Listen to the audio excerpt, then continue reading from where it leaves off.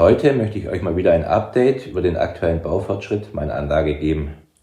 Zunächst zeige ich anhand des Gleisplans, was ich gebaut habe, vor allem die Unterschiede des oberen Schattenbahnhofs gegenüber dem unteren. Dann folgt die konkrete Umsetzung des zweiten Schattenbahnhofs. Mittlerweile habe ich auch beide Schattenbahnhöfe mit LED-Streifen beleuchtet. Das ist Kapitel 3. Beschließen soll das heutige Video eine Testfahrt des elektrischen Triebzugs ET87 vom unteren zum oberen Schattenbahnhof und dann auf dem Gegengleis wieder retour. In früheren Videos hatte ich schon einmal gezeigt, wie der untere Schattenbahnhof und die erste Wände entstanden sind. Wer diese Videos verpasst hat, findet sie in der Playliste, die ich zum Ende des Videos noch einmal einblende. Der obere Schattenbahnhof hat wiederum 8 Speichergleise plus Umfahrungsgleis und Gegengleis. 4 Gleise dieser Abstellgruppe habe ich für bis zu 4 Meter lange Züge vorgesehen. In 3 Gleisen soll jeweils bis zu knapp 2 Meter lange Züge abgestellt werden. Das letzte Gleis soll 4 bis zu 1 Meter lange Kurzzüge beheimaten, die ebenfalls in Reihe stehen. Anders als im unteren Schattenbahnhof kann bei 4 Gleisen der Bahnstrom abgeschaltet werden. Dafür habe ich die Mittelleiter am Beginn und Ende der jeweiligen Gleise isoliert und den Stromanschluss an einen alten Schaltdecoder von Wiesmann angeschlossen, den ich von einem vorigen Projekt noch übrig hatte. Für die Zugsteuerung benötige ich eigentlich keine stromlosen Abschnitte mehr, da ich, wenn automatisch, dann mit dem PC fahren möchte. Allerdings habe ich noch eine ganze Reihe von beleuchteten Zugeinheiten, bei denen es noch nicht möglich ist, die Beleuchtung über einen Decoder abzuschalten. Um Strom sparen zu können, möchte ich diese stromlos abstellen können. Hier im Video ist es allerdings keine Zugbeleuchtung, sondern mein schlechte Kontaktstellendetektionsmonster, das ich an- und abschalte. Damit kontrolliere ich, ob an bestimmten Stellen Stromunterbrechungen von den PUCOs oder eher über einen schlechten Kontakt der Räder zur Schiene herrühren. Für den ersten Versuch funktioniert es schon ganz brauchbar.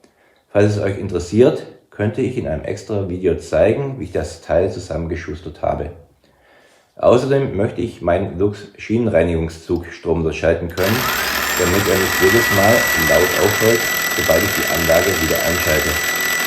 Der zweite Unterschied zum unteren Schattenbahnhof ist, dass die Gleise des oberen durchweg 20 cm kürzer sind.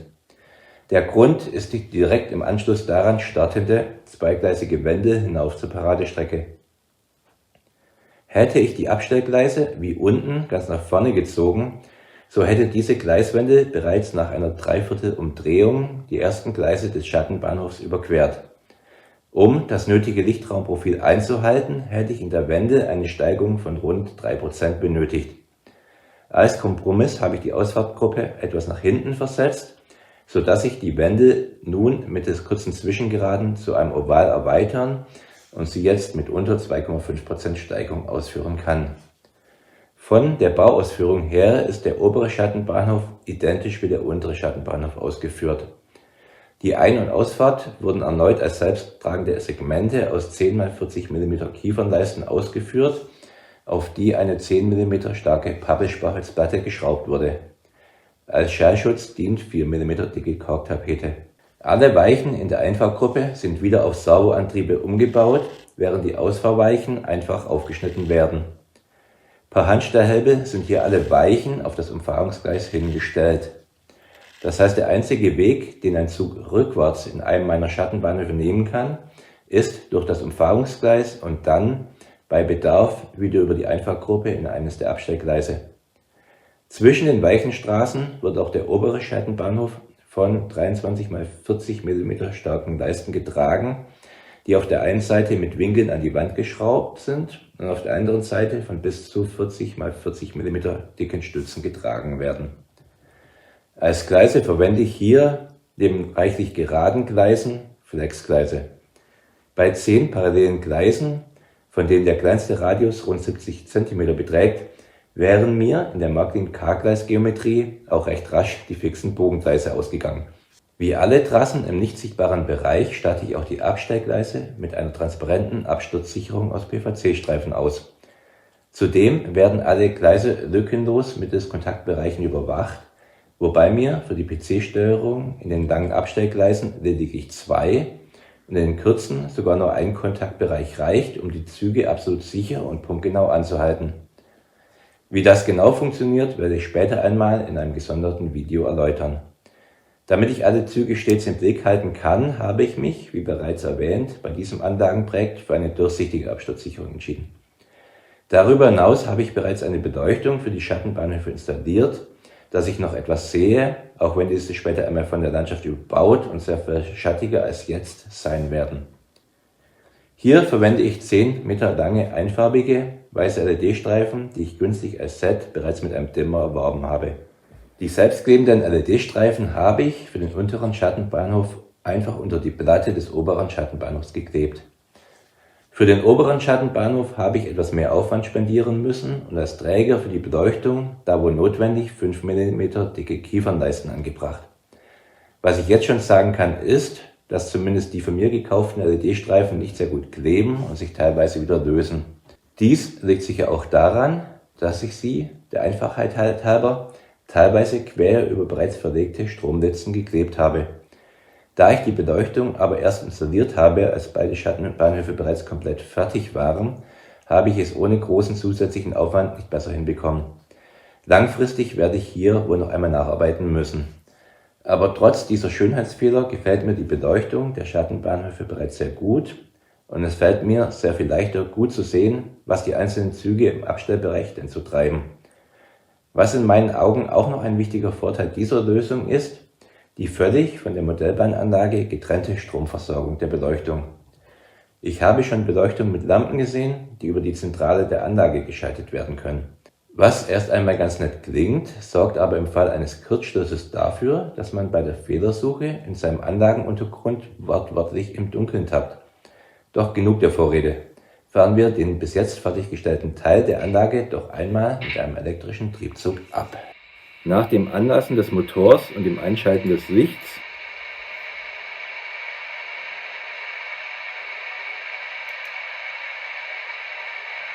der Auswahl von Start und Ziel und schließlich der Vorgabe der Richtung findet WinDigipad die korrekte Fahrstraße.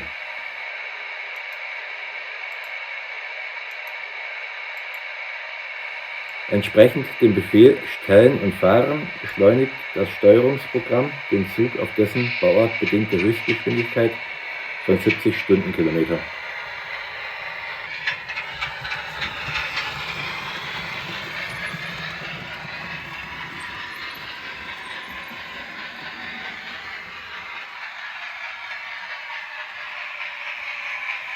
Rechts wird es gegebenenfalls in eine Drehselvitrine gehen.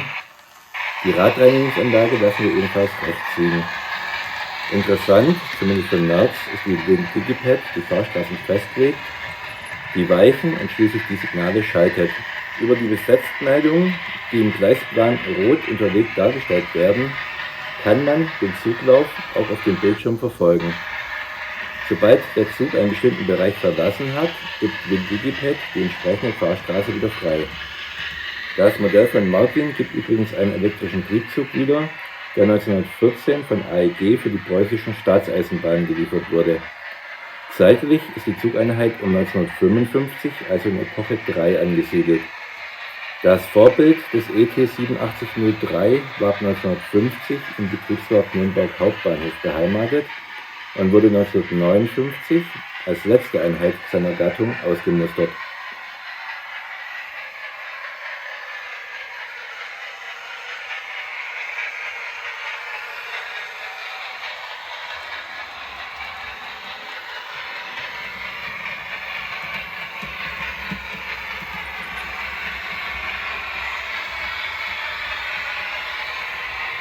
Nun fährt der Zug im oberen Schattenbahnhof in das Durchfahrtsgleis ein und hält schon langsam an.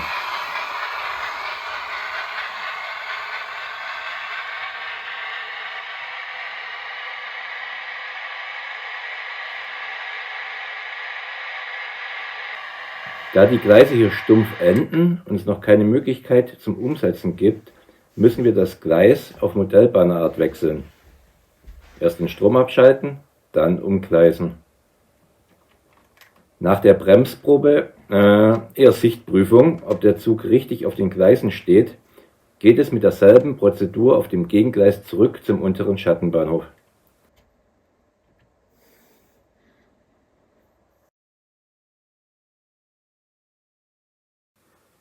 Die Position des Zuges auch in der Software korrekt einstellen, Start und Ziel festlegen, Fahrstraße suchen lassen, starten, kennen wir ja bereits.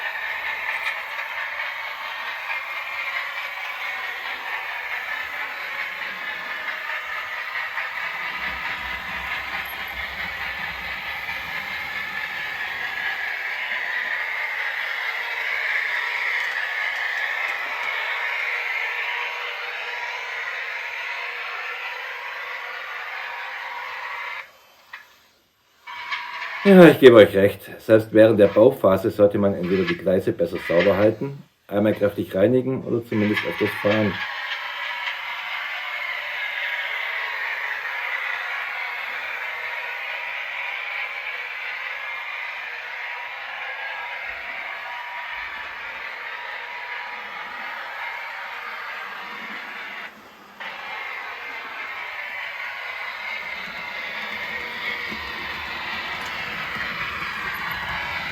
Die Zugeinheit erreicht wieder ihr temporäres Heimatgleis im unteren Schattenbahnhof, wo sie momentan für Testfahrten bereitgehalten wird.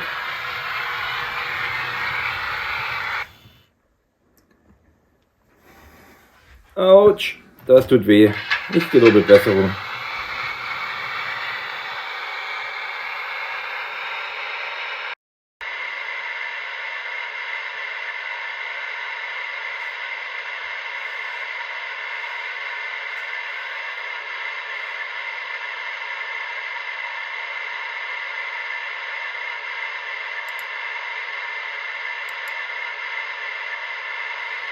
Nachdem wir das Licht und den Motor ausgeschaltet haben, ist für heute auch schon wieder Feierabend.